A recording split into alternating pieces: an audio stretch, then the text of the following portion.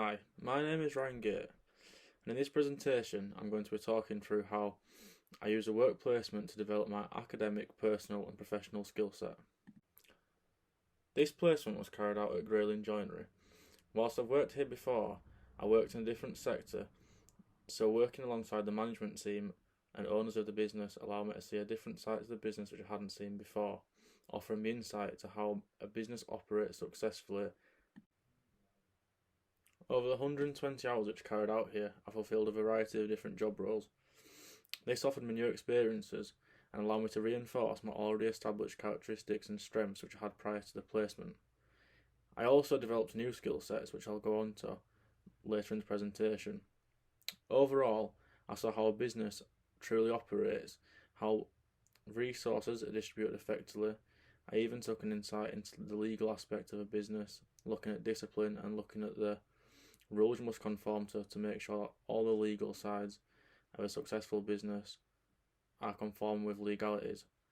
I also took a look into networking, attended a networking event, which again I will touch on later in the presentation, and used production meetings, which were a weekly event, to home in on the skill set required to become a successful business owner eventually one day. So first I'll take a look into how I use this opportunity to further my personal development. As can be seen in Appendix A, I already showed strengths in planning and organisation skills. However, due to my aspirations of working within the managerial roles of a business, or potentially even owning my own business one day, I feel by strengthening this skill set, I only better prepare myself for the future I want to achieve. This was done by meeting with Jane Wilson, Director of Grayling Joinery, and planning for some of the external meetings which we had to attend. One of the main case studies which ran alongside my placement was Otley Garden Centre. This was a large-scale project, therefore effective planning and organisation was key in making sure the operation ran smoothly. It was essential we knew where we were now, what had already been achieved on the project, and how much progress had been made. It was also essential that we confirmed where we want to be by a given date, so understanding what progress should be made within a certain time frame was also key in ensuring that the progress was running smoothly and to the schedule which had been set beforehand. In the meantime, we also took a look into what can be done while other works was potentially put on hold due to issues which was out of our control. For example, issues with stock and time delays which we could not do anything about. As a result, I feel like I've homed in on some of the skills I already had, but also gained the experience of seeing how these skills are put to practice in the professional environment. Leading on, an area which I was still yet to develop and show strengths in within my personal skill set was networking. But what does it mean to network effectively? Until my time at Grayling Joinery, I had no prior experiences to networking within the professional environment and didn't really know how to start the process.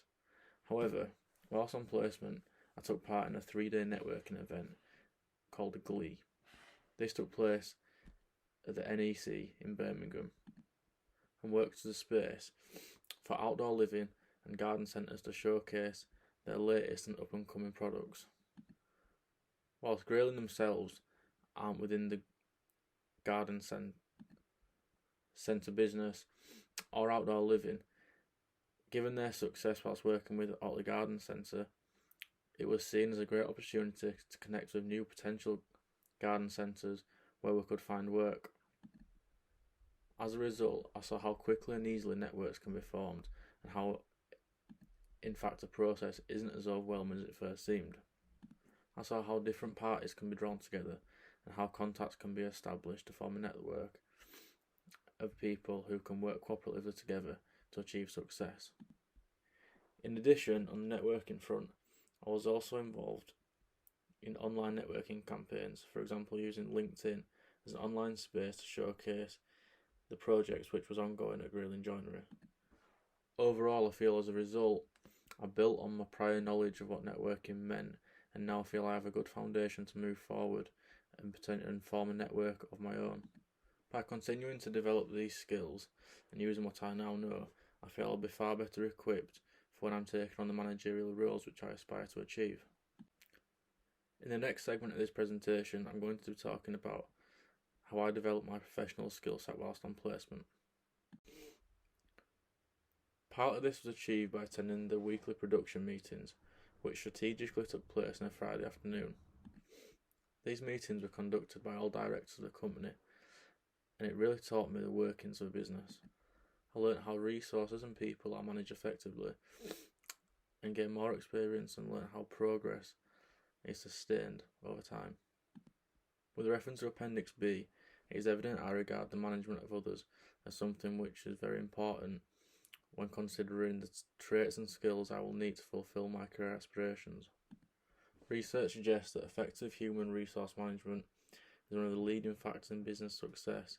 Therefore, by developing these skills, I prepare myself for the future I want to achieve and equip myself with the best possible chance of achieving success in the future.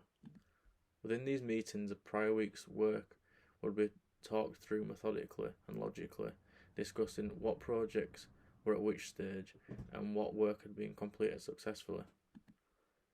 After this, the future work was then assessed.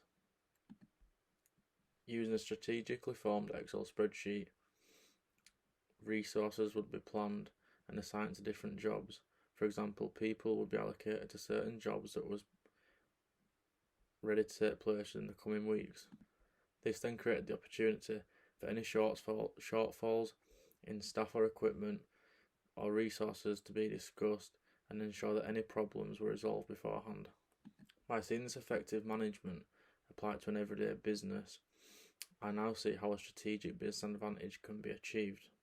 This all contributes to meeting short, mid and long-term targets within the organisation and essentially meaning overall organisational success is achieved. Within the professional skills area, discipline within a professional environment was also something I developed whilst on placement. Discipline within a business is vital, as without it, all sorts of problems can occur, potentially derailing the organisation of its path to success. Deviance from the rules and guidelines can rupture the smooth running of a business, and therefore it is vital that all employees conform to rules which are set to ensure all staff are treated fairly and progress is not hindered. Due to issues which unfortunately arose whilst on placement, I learnt what is the correct way to enforce discipline and when it's appropriate. This came as a result of understanding the protocol which must be followed to ensure no legal boundaries are crossed, and what degree of action should be taken at what stage. Whilst for obvious reasons I couldn't be the one to discipline staff directly, I feel seeing the motion in process has offered me a valuable lesson which I can take into the future. The final development area which I'm going to discuss in the presentation is academic development. Within this bracket, I'm going to explore how public speaking, presentation styles and teamwork were built on whilst at my time at Grilling Joinery, and how I also use another module, Business Enterprise Planning, to further my development in these skills. At Grilling Joinery, I attended a series of external meetings where it would be my job to discuss the progress of the operations.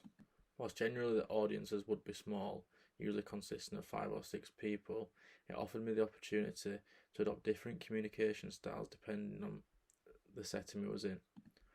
As a result, it's built on my confidence with public speaking and offered me insight into communication within the professional environment.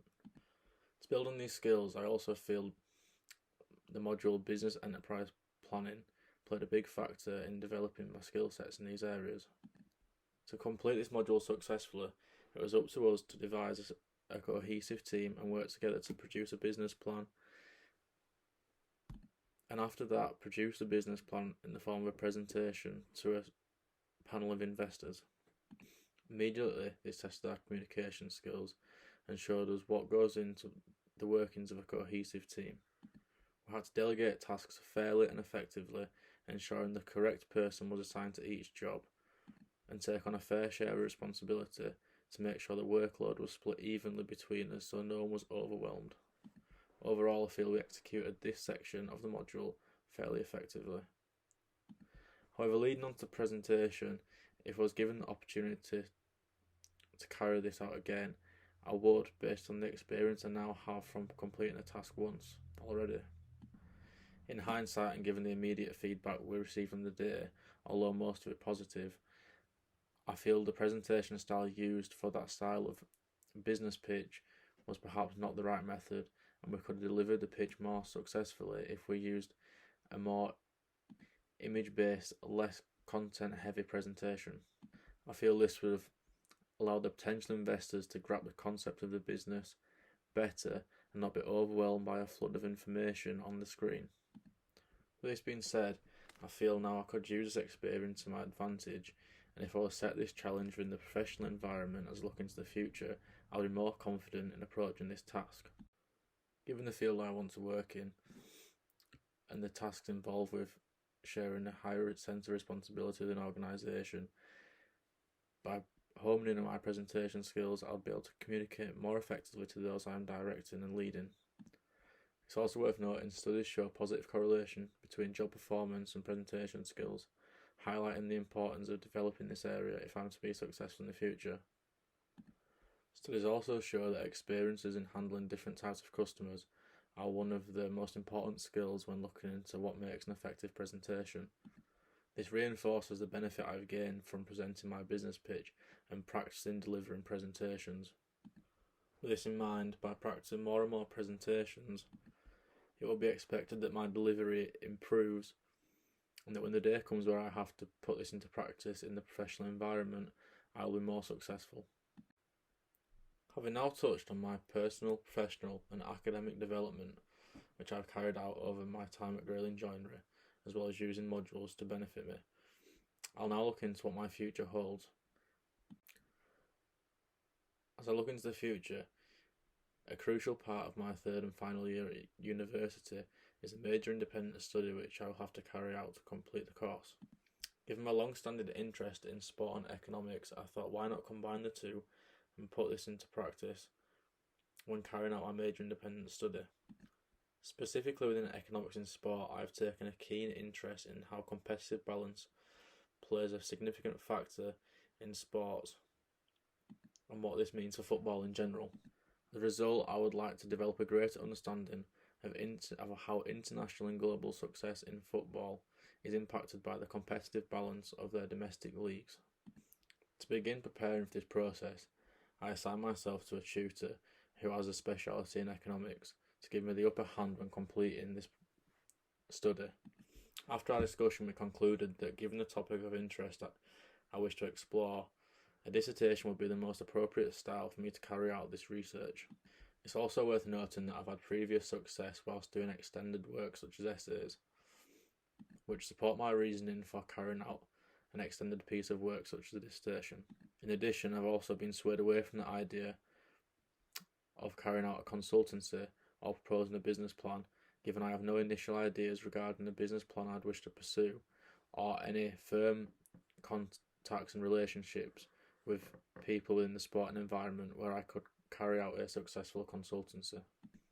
In actually carrying out my dissertation,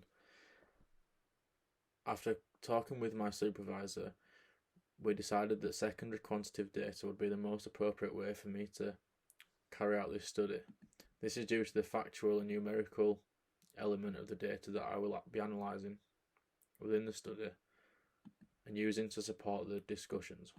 Whilst primary and qualitative data can be useful in executing successful dissertations and research questions, for this topic itself it would not be appropriate given the black and white nature of the data that I will be researching. Unfortunately, no opinion will influence the results of games which have already been played, therefore this data will be of no use to me. Finally, this brings me on to my action plan, which I've devised to ensure that I maintain progress regarding my major independent study which I'll carry out next year, as well as my career as I look into the future. Prior to my work placement, I set 3 targets: one to achieve an overall score of 25 or above on the presenting or participating in seminars section of the Oxford Brookes Skills Audit, which I have in fact achieved and can be seen in Appendix D. I also set myself the goal of being part of a successful business operation and developing effective team building skills, which I feel I have successfully completed through my time at Grayling Joinery and on my business enterprise planning module. On the contrary, I did not reach out to 6 new figure eights on a personal level to improve my network. Therefore, this is something I will aim to achieve in the near future to ensure I maintain progress with my career aspirations.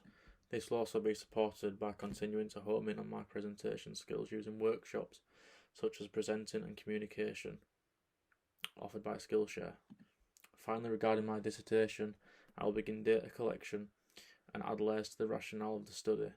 I will also begin to collect literature in which I can begin to analyse and add to my literature review.